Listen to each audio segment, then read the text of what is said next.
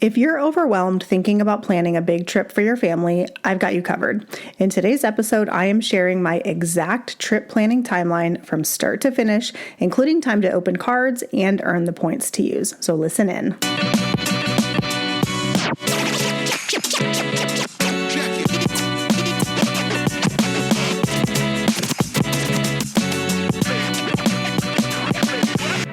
Hi, I'm Rhea. And I'm Dwayne. And we are your hosts of the Travel Party of Five podcast, where we share how we travel as a family of five around the world.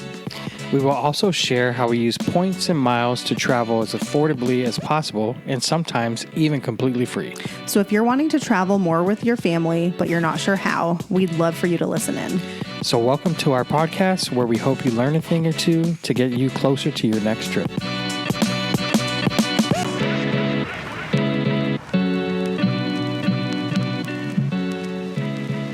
Hello, friends, and welcome back to Travel Party of Five podcast. I am Rhea. I am your host, or one of them, and we're doing things a little differently for the next few episodes, and I'm actually going to be doing a few solo episodes, primarily because we are gearing up to leave for our 2-week trip to Europe in just a few days. And our schedules are very, very busy. And so we just did not have time to record together. And so I will be here and we will have some fun and we will see how this goes.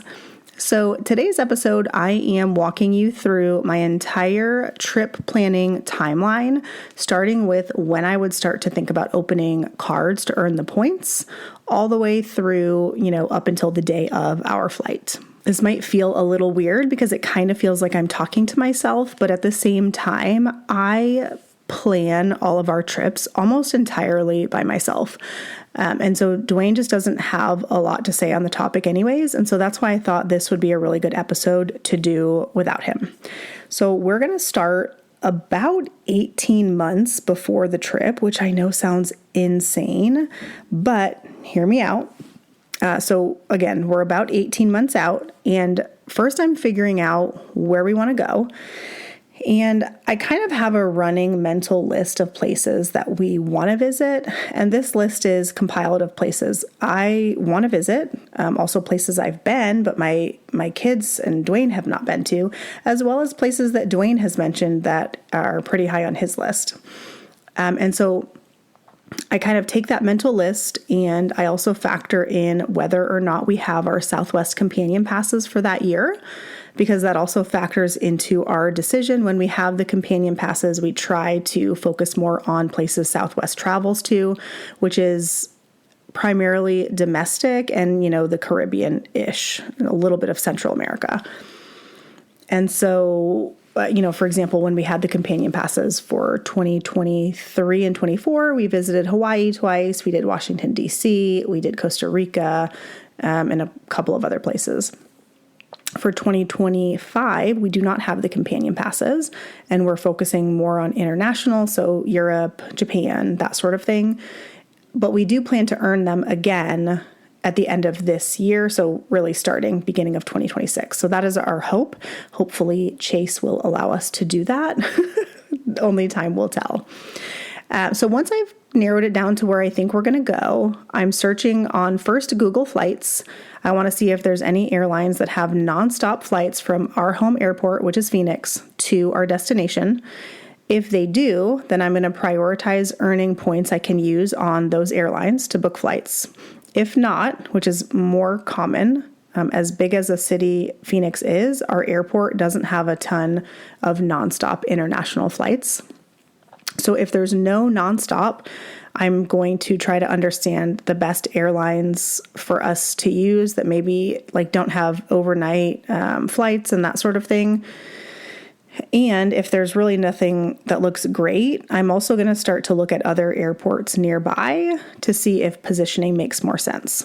For us in Phoenix, that's typically San Diego, LAX, San Francisco, maybe Denver or Dallas, depending on which direction we're flying. And then once I've got an idea of the flights, I'm going to work backwards to figure out how we're going to earn the points to pay for those flights. And I do this by knowing, okay, for example, United has good flights to the airport we want to fly to, and the Saver fare is fairly cheap. So thinking of United, I know United is a transfer partner of Chase, but I also know that I like to save all my Chase points for Hyatt. So it's unlikely that I'm going to transfer Chase to United. So my other options for United points are United cards, so co-branded cards, or I can, pull up my airline alliances. And for the record, I don't keep that in my brain. I Google it every time. But I do know that Air Canada and United are in the same alliance. And so I can also look to see if the flights that I want are bookable via Air Canada. If they are, that opens up some additional options. So I can transfer my American Express points or my Capital One points to Air Canada, and I can then book flights that way. Or again, I could also, Chase also transfers to Air Canada, but again, I save all my Chase points for Hyatt, so not an option for me. Maybe it's an option for you. And then I estimate the points that I'm going to need for 5 of us, and I attempt to open cards that will get me that amount of points. So whether that's an American Express card and I'm planning to transfer, or right now United has an elevated offer, and so maybe that's the best option. It's all going to depend on what's happening at the time that you are thinking this through. And also know that it's not going to be perfect. You may plan to get American Express points and transfer them. And then while you're in the process, then maybe United comes out with an elevated offer on their card. Okay, so we can't plan in advance for things that we don't know are going to happen. We can only deal with what's happening, at the time we're making the decision. And so we do the best that we can. And then, so I've kind of got flights. I have a rough idea of flights in my mind, and I have a plan for the cards I'm going to open. And then I'm going to do the same thing for hotels. My first search for hotels is what points options are there for XYZ city, right? I'll use an example of a trip that I think I'm planning for 2026, which is Belize. Southwest does fly to Belize. That's part of why we're considering it. And then I will Google how to stay on points in Belize. And then, there's only a few options, spoiler alert, because I've already done this search. And so I'm going to kind of use that as my jumping off point. If there are no Hyatts, then I might prioritize a Marriott card or an IHG card. Or in the case of Belize, I think we're just going to do a mix of hotel and Airbnb. And kind of forego points altogether for our stay and only use points for the flight. That's not ideal, and it's not really what I want, but I can't make there be points hotels in a place we want to visit. So again, around 18 months out, that's what I'm starting to do, and I'm opening the cards so that I have the time to meet the minimum spends and have the points deposited in my account so that I'm ready to book in roughly 4 to 6 months. Now, I will add, you might need more than 18 months out if you have a lower monthly spend. We talk about this a lot, but we're a family of 5 and we have a fairly high amount of spend that we're able to meet, which gives us a little bit of an advantage. So you just have to know for your specific situation, how long will it take me to meet the minimum spend and earn these points? So just keep that in mind. But for us, roughly 18 months out from the time we're taking the trip is a good average. And then around 14 months out from taking the trip, I am starting to look at school calendars and I'm mapping out the dates that we can go. So currently, as of the time of recording, we have 3 kids that all go to 3 different schools. And not only are they different schools, but they are all in completely different districts, which means they all have entirely different calendars. If that sounds like a lot to manage, you are correct. It is. However, starting in this fall, 2 of our kids will go to the same school, which is an incredible time savings, and they will both be so 2 will be in one district and 1 will be in a different district. And that will be the case for just this first year, and then it will change again. But the school calendars are already released through maybe 2027, or for sure they're released for 2025-26 school year. So I am looking at those dates and I'm figuring out what dates do all of their breaks align? And that gives me, sometimes it's like a 10-day window, sometimes it's a 2-week window. It just depends on the year. But that gives me a really good starting point of when I can of when we can go, essentially. And if it's a 2-week window, that's fantastic, because then that gives me a lot of wiggle room.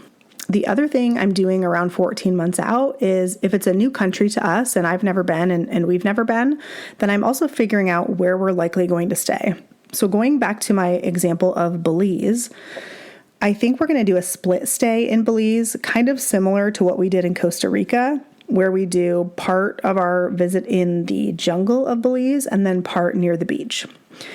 And so again, I'm just roughly creating an idea of an itinerary in my mind so that when the time comes, I'm ready to book and I know where I want to book.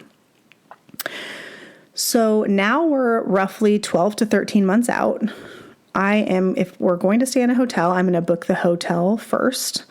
If it's a Hyatt's open 13 months out. And so I may book an extra day or two on each end because flight calendars will not be open yet. And I may need to, we may need to fly out a day earlier or a day later, depending on the saver availability that's available when the flight calendar opens. And so I'm booking, probably a few extra days in as a buffer. And then once I've booked flights, I will adjust. And so then roughly 11 to 12 months out, by now, it's been about, let's say, 6 months. I've hopefully earned my points and I have them ready to book and I'm booking flights. And again, like I mentioned, I'm adjusting my hotel days as needed to accommodate the flights that I book. And the other thing I'm doing 11 to 12 months out is if we need a car rental, I'm also going to reserve the car that we need at this time. If the rate is high, which sometimes it is, especially when you book that far out, I'm also going to use AutoSlash to keep an eye on the rate for me, and they will email me when the price drops and I can rebook. It's super simple to do that. Even if you're using like Costco Travel, which is generally how we search, I will just put in my booking number and set up an alert, and it will track the price if it drops. And so from there, so now we're about a year out from the trip and we've got our hotel and our flights booked already. And from there, there's a long period of time where I'm not doing much of anything, right? The trip is booked, we've got it on the calendar, but as far as the nitty-gritty specifics, I'm not doing much until we get to about 2 months out. So at 2 months out, I'm starting to think about excursions, tours, activities, that sort of thing. And I may, randomly do a search here or there during that year, or I may save something I come across on Instagram or whatever that looks fun to do in a city we're planning to visit. But I'm not doing like hardcore research or booking until about 2 months out. As far as tours and activities, I'm going to try to book through Viator using Rakuten if possible.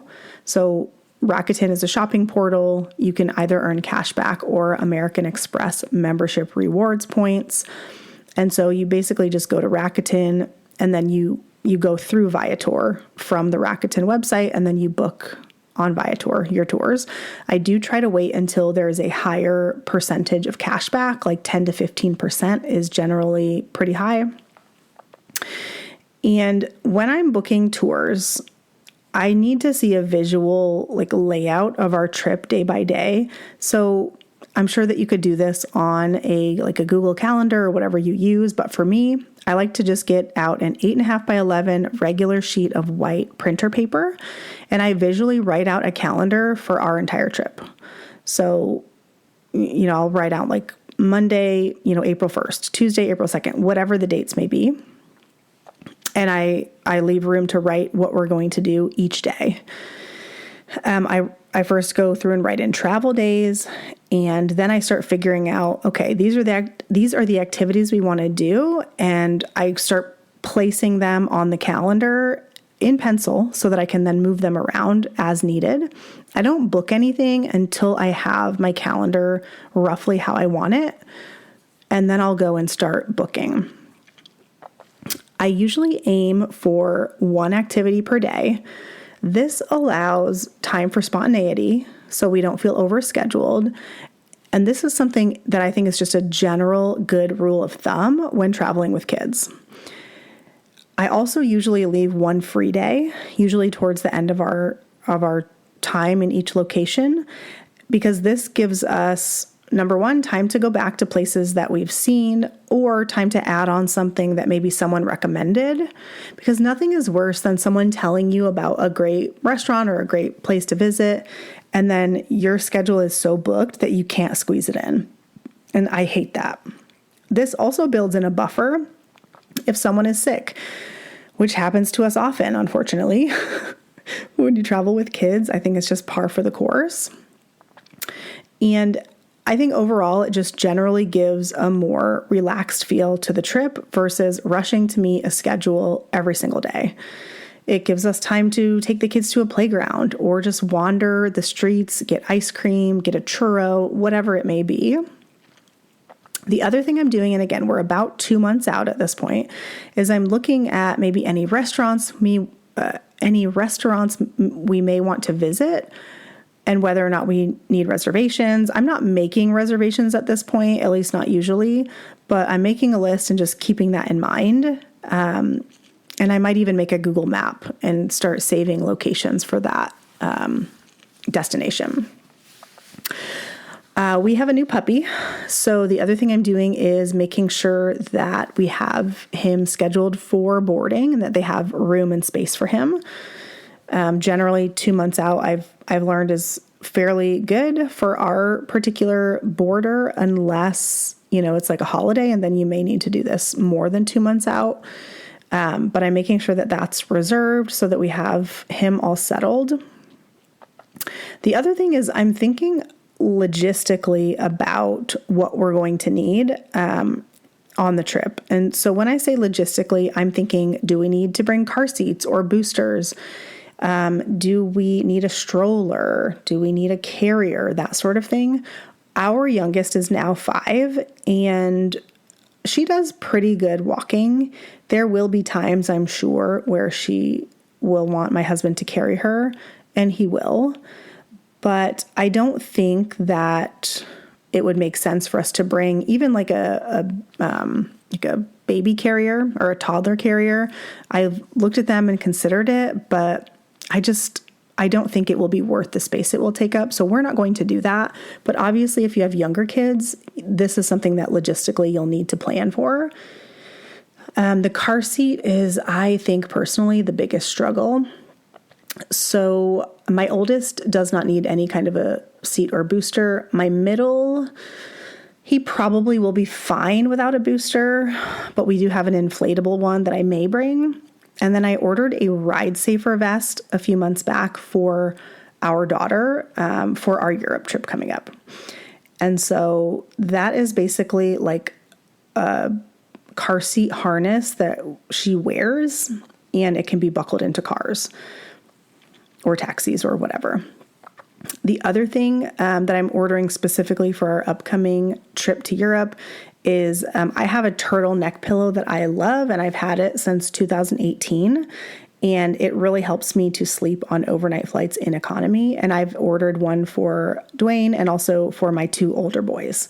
My youngest is too little for one. I think you have to be 7 or 8.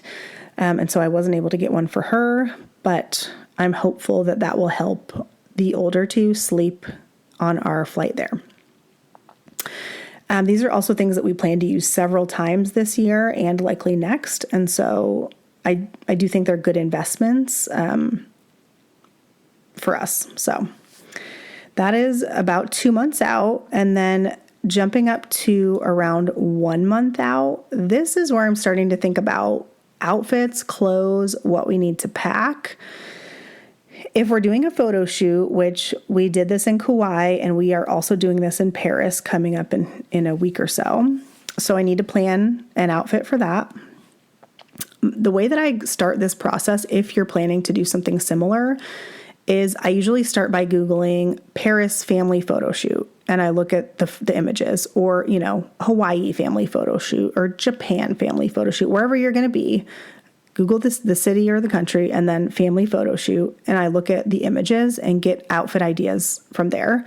That helps me develop a vision for what I want us to wear. And I think some people will be like, oh my God, I'm so bad at choosing, family outfits. The more that you do this, the easier that it gets. I've been planning Christmas photo shoots for us for years. And so the process is now fairly easy, but I think the first time it was a little difficult. So just have patience with yourself.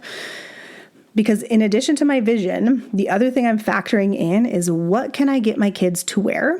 If you know, you know. And then I'm ordering accordingly. I usually start by ordering some stuff on Amazon, and then I'm likely going to return at least half of what I ordered, and then I repeat that process several times until I get what I need. I am aware that this is not the most sustainable practice. However, as a busy mom who works full-time and has 3 kids, all in their own activities, I don't have a ton of time to spend shopping in stores in person. So online ordering is what works best for us. And that's why I start at least a month out so I can allow time for delivery and returns and delivery and returns, etc. The other thing about family photo shoots is my vision also has to align with what we can pack in a carry-on. So my goal is always carry-on only for all 5 of us. And it doesn't make sense to pack an entire outfit and shoes that's only going to get worn once. Like, space is limited, and that just takes up way too much space. So, for example, for our Paris photo shoot coming up, we're wearing fairly fancy attire. Like, the boys will wear white button-downs and black pants. My daughter and I have dresses, but we're all wearing sneakers, even though it's more fancy attire. And this is done on purpose, and I think it's going to look super cute, but it's also functional because the sneakers can be worn multiple times.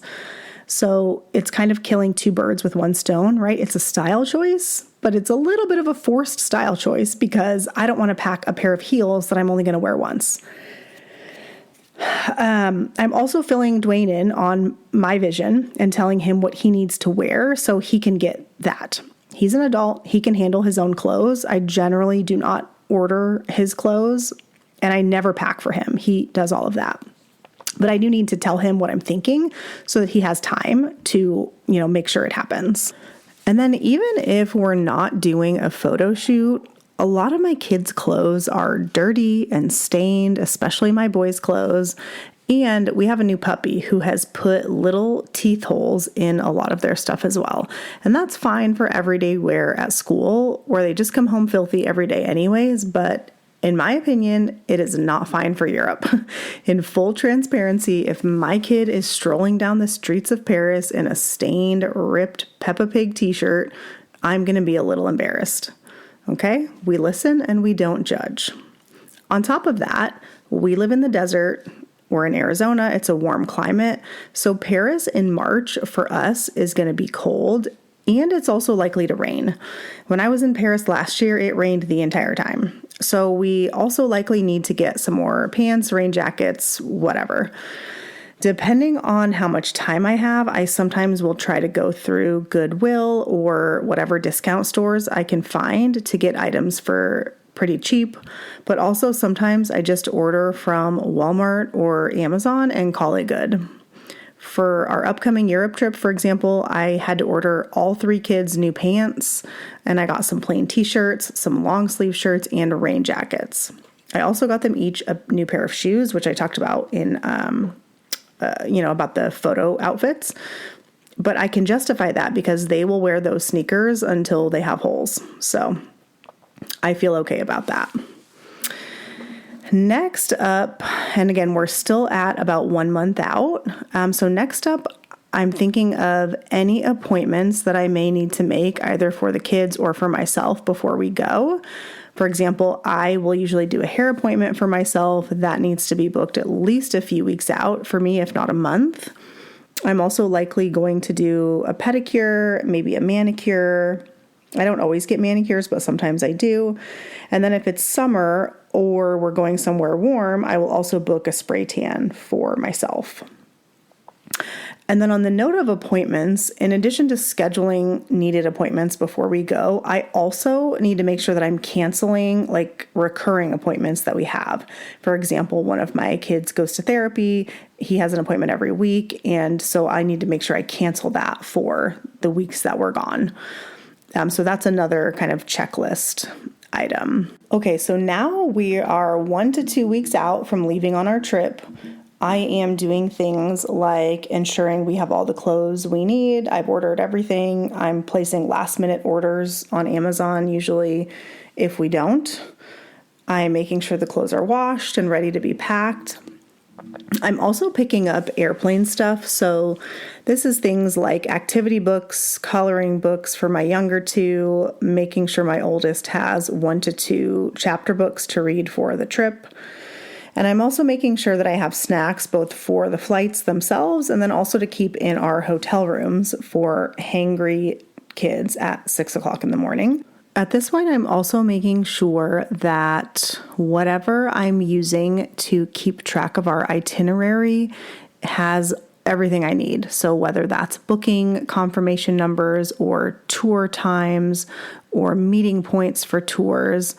Last year, I made itineraries in Canva for all of our trips. This year, I'm trying an app called Wanderlog, and I will keep you guys updated on if I like that or not. This will be the first trip that I use it on coming up here in a week or so.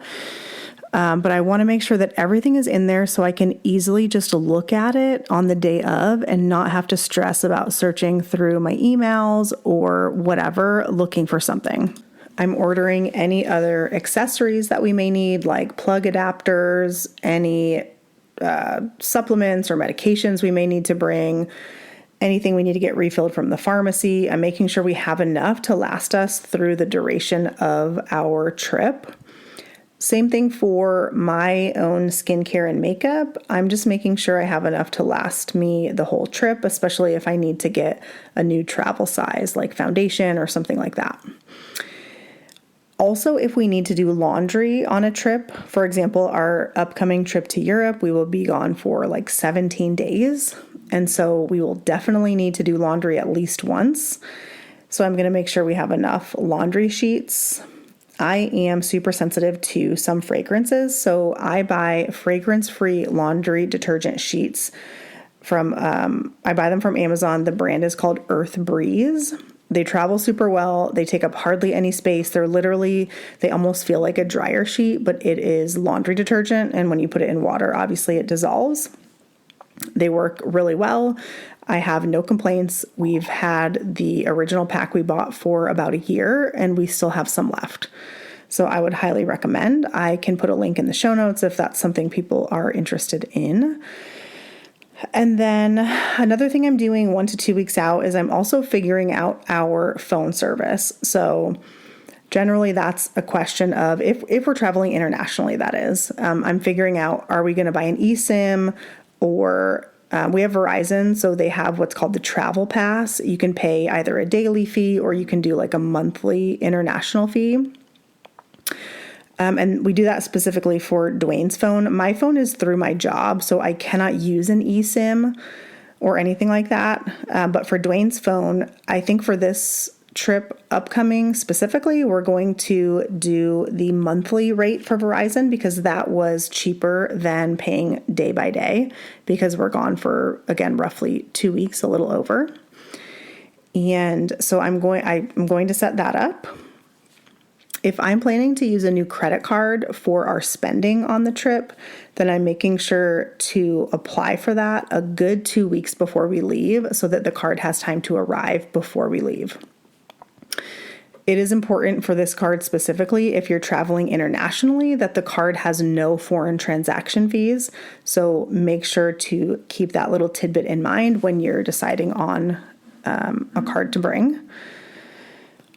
And then something else I'm doing is making sure we have some cash in a bank account that allows me to withdraw the money at an ATM overseas without a fee.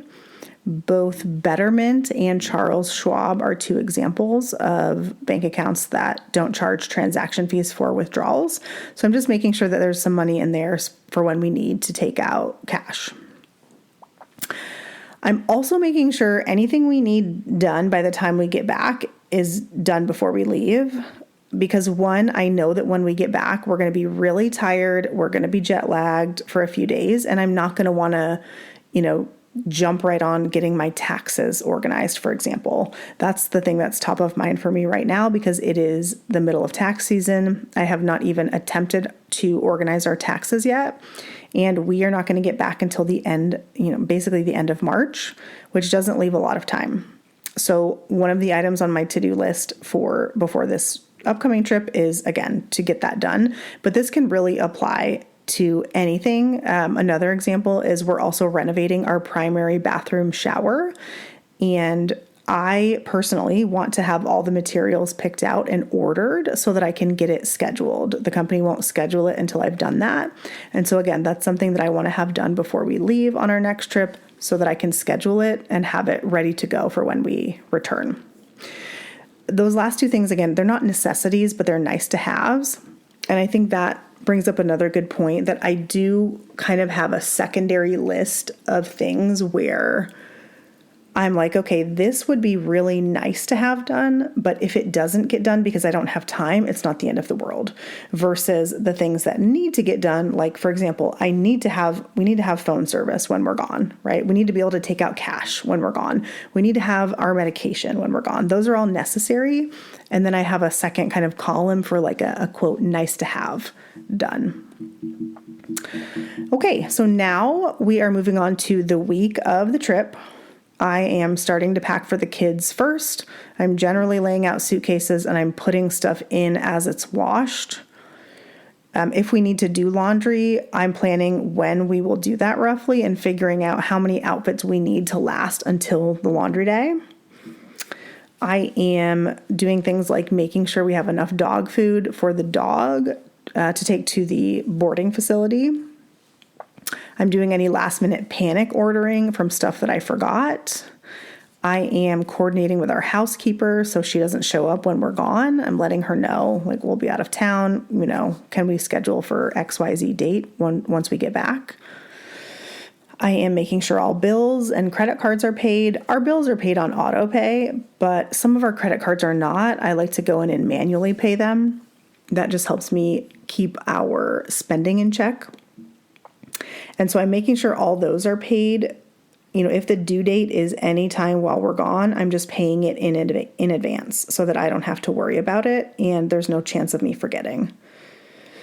I am also figuring out which cards we're going to bring. And so obviously credit cards.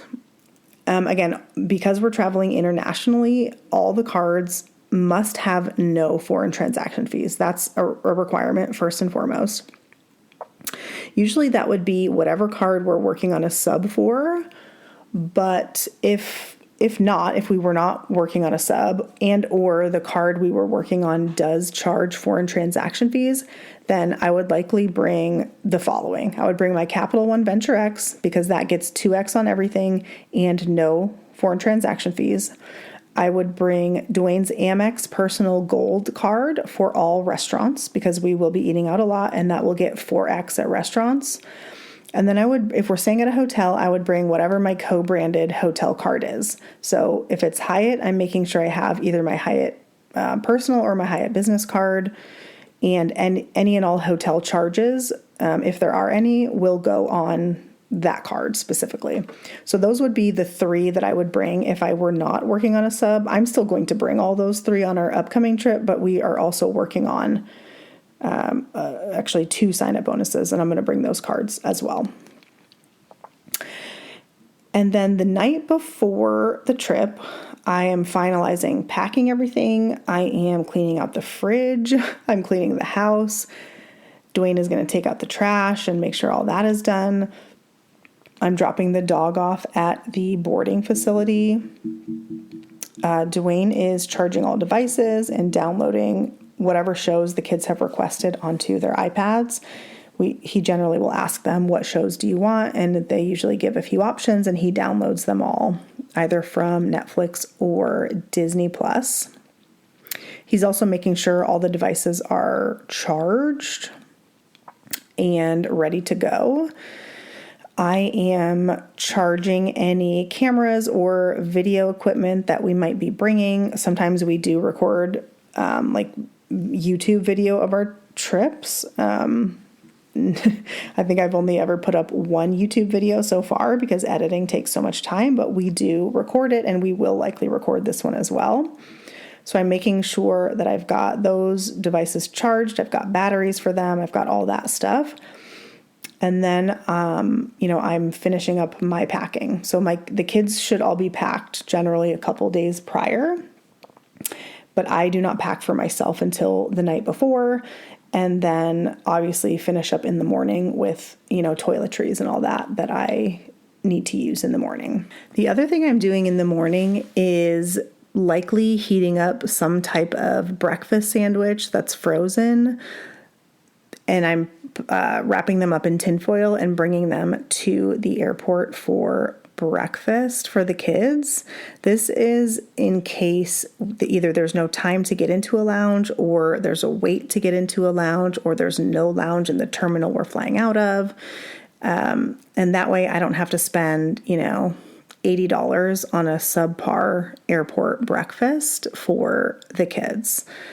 And that pretty much wraps up my entire process. I am aware that for some people, starting to plan a trip 18 months in advance is insane, and that's okay. I want to recognize, I understand that's not for everyone, but when you are traveling with a bigger family, and there's 5 of us, it is imperative that we get as much value for our points as we can. And the way to do that is by booking, 12 to 13 months out for your flights and hotels. And I can promise you that the schedules will work around the trip that you have booked, and everything will work out just fine. There has not been really anything that we've missed out on that's been life-altering by doing this, and we've been doing this for several years. So I do understand that it is a bit of a mindset shift to start thinking about travel that far in advance. But if you're really serious about taking the trips and wanting your kids to see the world and using points to do it, this is going to be your best bet. And I'm not saying that you can't plan trips, sooner than 18 months in advance, but you need to reverse engineer the whole process, and you need to allow yourself time to sign up for the cards, earn the points, and then have the points ready to go. Now, can you book a trip 6 months in advance? Yes. Might you have to be a little more flexible on either where you go or when you go or how you go, meaning economy versus business? Also, yes. So I think if you don't want to compromise and you want to pick the place you want to go and you want to pick the exact dates you want to go, then booking in advance is going to be your best bet. If you can be more flexible and you don't really care so much about the destination, then you have more time, and more power to you. Okay, that's my soapbox for the day. So overall, planning a family trip with points and miles doesn't have to be overwhelming. It just takes a strategic approach and a solid timeline. Hopefully, by breaking it down step by step in this episode, from earning the points to finalizing bookings and doing all the packing and planning, you can see what can seem like a big daunting task doesn't have to be. I'm going to write up a quick guide or checklist. I'm not exactly sure of the format yet, but some type of a timeline. So if this episode was helpful and you're someone who needs something visual or concrete that you can look at, download, print out, whatever, I'm going to put a link to that in the show notes. So don't forget to download that if that is helpful, and you can follow along with my exact process and start planning your next points-powered family getaway. Thank you so much for listening. Please send me a message on Instagram. Let me know if you like the solo episodes, if you don't like them, and also just come say hi. Thanks so much. Catch you on the next episode. Bye.